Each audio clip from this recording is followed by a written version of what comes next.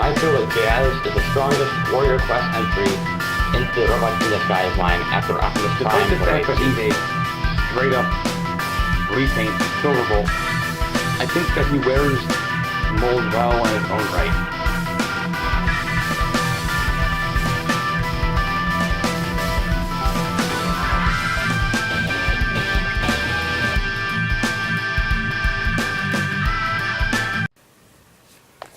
Hello everyone, I'm Starscream 0625, and today we will be taking a look at the Transformers Prime Robots in Disguise Voyager class Starscream. Starscream's box is stuffed in another box somewhere deep in storage, so we'll get right on to Starscream's jet mode. Starscream's jet mode, while obviously an Earth jet, is also very alien, I find. But his biggest issue that he has is his legs right on the side of the jet, just like the first edition deluxe. Luckily, they are on their sides and the knees are inwards, so they're not as obvious as on his first edition counterpart. But they're there, and you can't help but see them.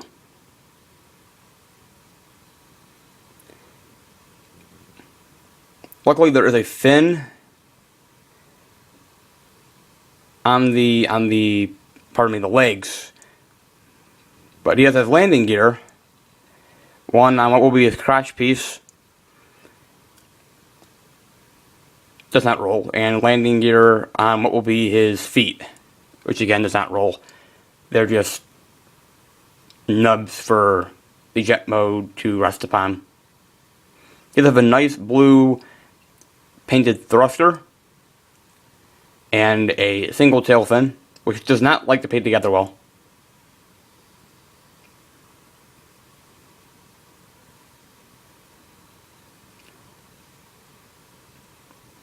Up here you have a nice purple cockpit, rubber nose cone,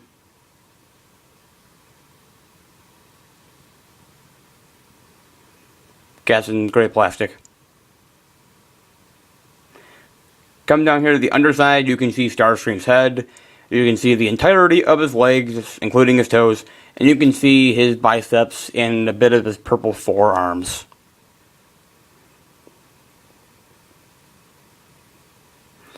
The biggest issue that I have with this mode, though, is not the legs, but the gap that runs the back of the length of the jet.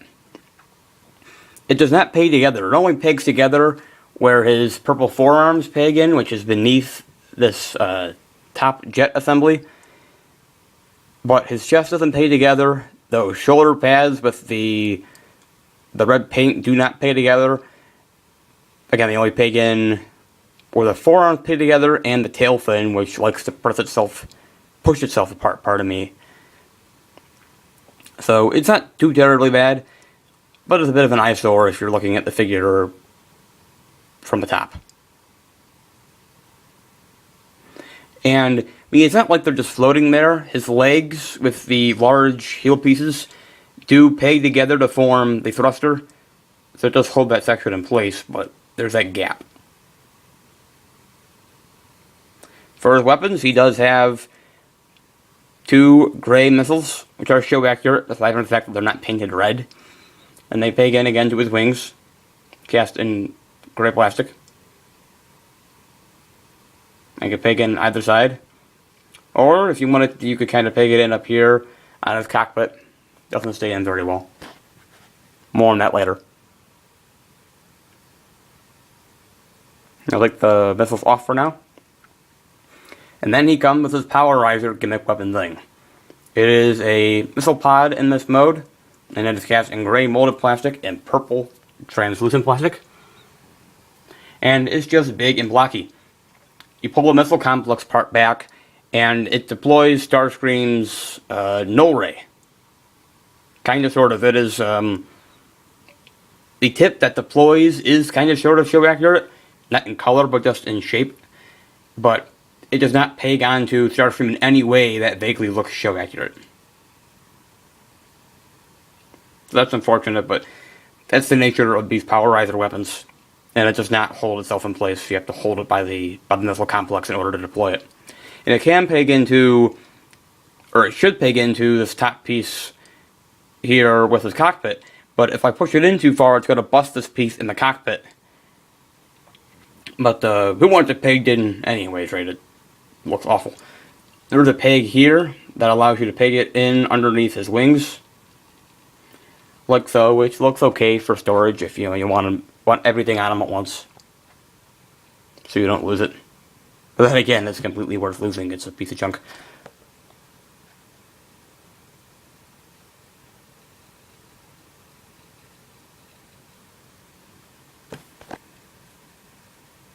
Here he is with the first edition deluxe class Starscream. As you can see, Voyager Starscream is a lot larger, and they're both show accurate in different ways.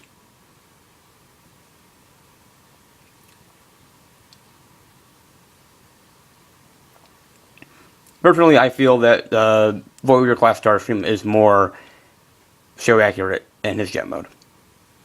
But that's just personal preference. They're both very close.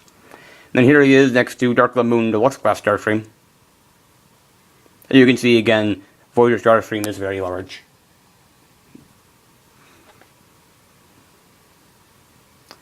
Alright. Now on.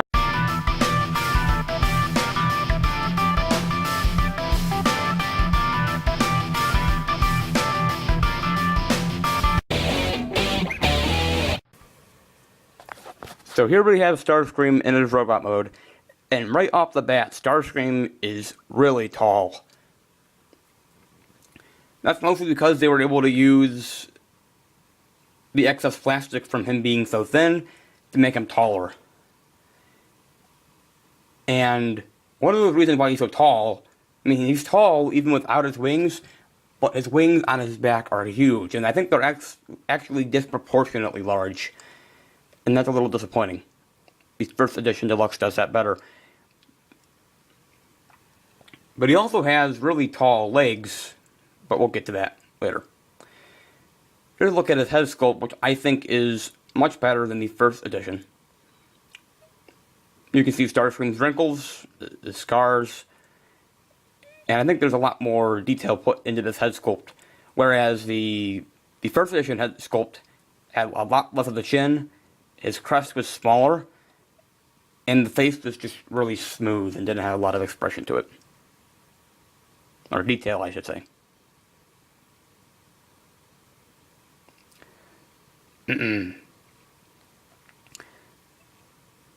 Now on to articulation. Once I can get the camera focus, there we are.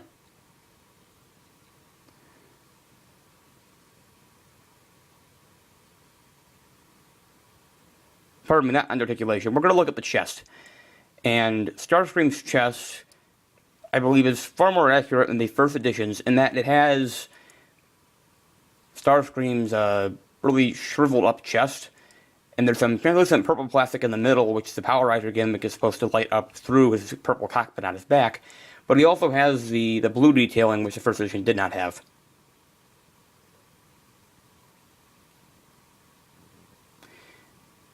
And he also has this waist joint, which does not peg in properly.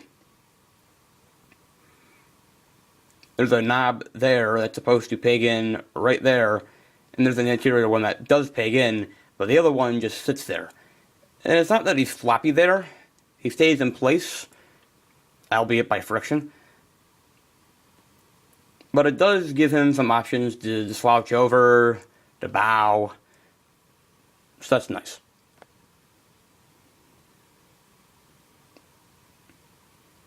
Now on to articulation.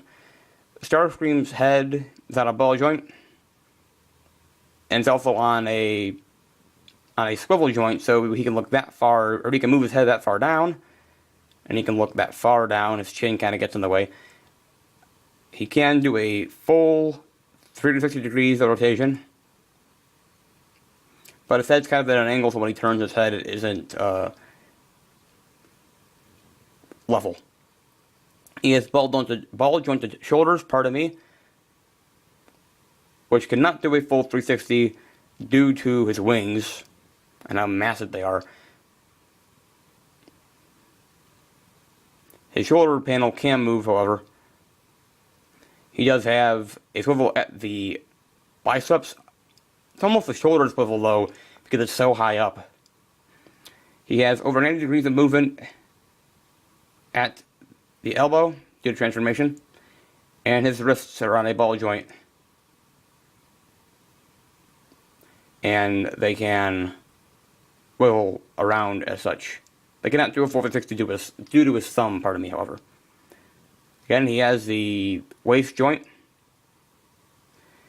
He has universal joints at the hips. Unfortunately, they are limited by that protrusion up top on the thigh, which limits outward movement.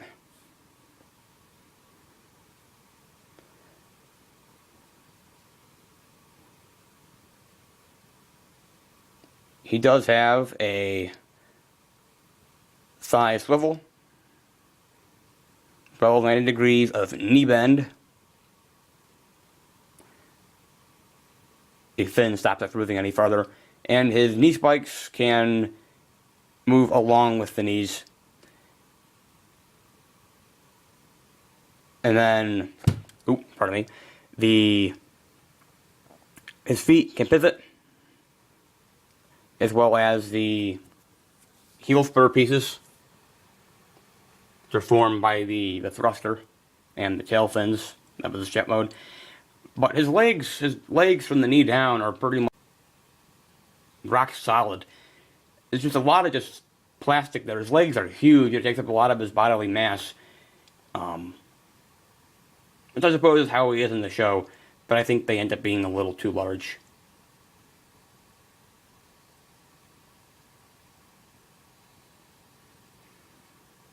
And again, his polarizer gimmick can deploy into his null ray, more or less. And it's supposed to, well, it can peg onto his wings, and his giant heel spurs can support the weight of the polarizer gimmick. But it's really supposed to be pegged into his hand, which doesn't work out very well because his hand's so thin. And it doesn't peg into his arm very well either. Same issue with the cockpit peg, and I don't want to bust Starscream's arms because they're translucent plastic. And he has his missiles, which must be pegged into his arms at that very same point. His missiles again are very nice. They're not painted red,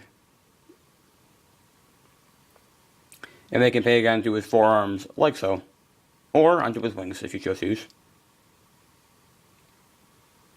Or even into his hands. Not sure why you want to do that, but you could.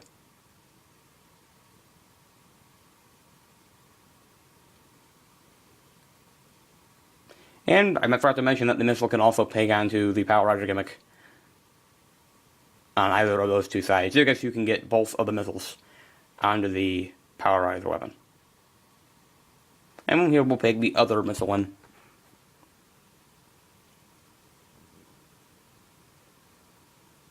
And then here we'll demonstrate the polarizer gimmick, or the light feature for this mode. You kind of have to move the nose cone down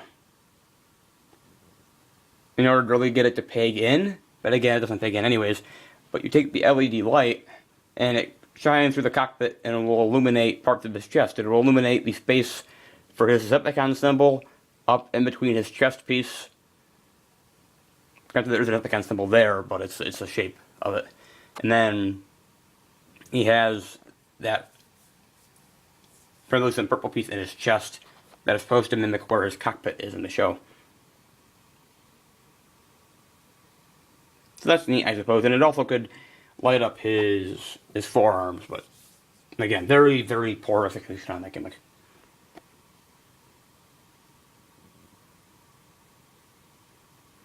Now I wanted to get up again to the wings and show you, because my camera cuts them off, how large they are. And I think, again, they're disproportionately large to the size of the figure, just like his legs are.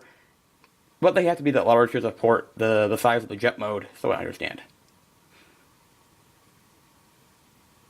I do like, though, how they're not fidgety like the first editions. I mean, the first edition had a lot of options posability-wise for the wings, but you can't forget them in one good spot, where this is one size fits all. Speaking of which, here is first edition Starscream. as you can see, and they're both very similar figures, they transform very differently. In some ways, like the legs, they are very much the same, but... Oh, I am so sorry.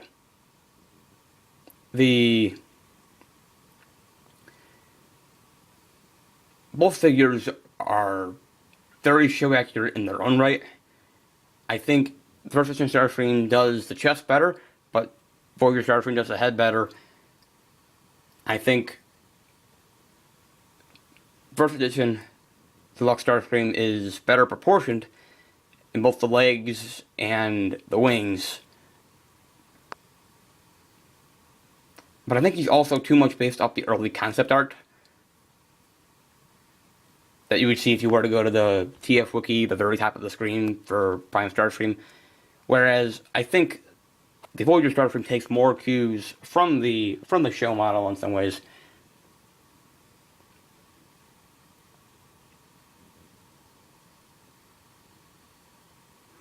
And the Voyager Starscream has 1 missile per arm instead of the 3 missile complex, like First Edition did. But here is Starscream's size problem. Here he is with Voyager Megatron from Transformers Prime. And you can see Starscream is much taller, especially with his wings, than Megatron, and that should not be the case, pardon me. I would wager that First Edition Starscream is even too tall. And he's taller than Megatron with his wings, but at least at the head he's shorter and he's thinner. I mean, both Starscreams are pretty thin, but First Edition Starscream is thinner because he's a deluxe and not a Voyager. Now on to my final thoughts. I really enjoyed Starscream from Transformers Prime, so I felt obligated to get both the Voyager and First Edition Deluxe versions. Both are show accurate in their own right. But personally, I prefer Voyager Starscream. He's more stable in bot mode because he can stand better due to his large feet. His face sculpt is superior. He's more accurate weapons-wise with his missiles. He has a great waist joint. Whether it be a flaw or not, it works wonders. And I think his abdomen is better detailed. But he's vastly out of scale, and the First Edition is better in scale, even though they are both out of scale. Ultimately, it's up to personal preference, and both represent the character while out of scale. So, this has been the video review for the Transformers Prime Robots in Disguise Voyager class Starscream. I am Starscream 0625.